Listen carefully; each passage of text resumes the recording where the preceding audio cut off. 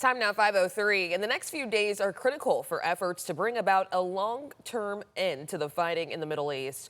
First, the U.S., led by Vice President J.D. Vance, and Iran are set to start negotiations in Pakistan.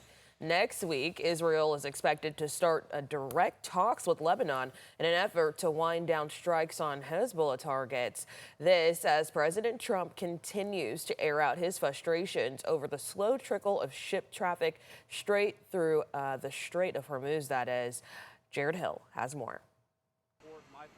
Today, Vice President J.D. Vance heads to Pakistan ahead of long-term peace talks with Iran, though the short-term ceasefire appears to be as fragile as ever. About 3 days in, Iran delivering mixed messaging on a key sticking point. The Strait of Hormuz is open. Iran's deputy foreign minister says ships can coordinate with the military for safe passage, but only about a dozen have gone through in the past 2 days. President Trump complained on social media last night, posting, "Iran is doing a very poor job, dishonorable, some would say, of allowing oil to go through the Strait of Hormuz.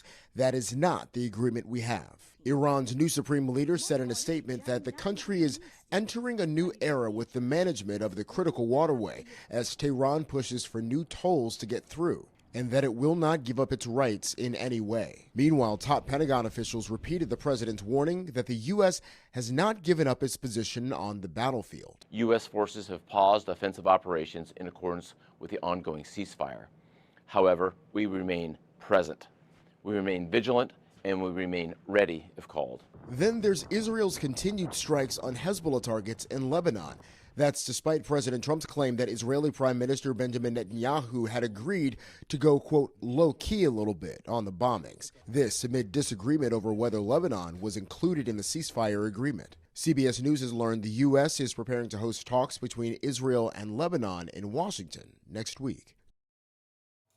Yesterday, House Democrats' attempt to rein in President Trump's war powers was blocked by Republicans in the chamber.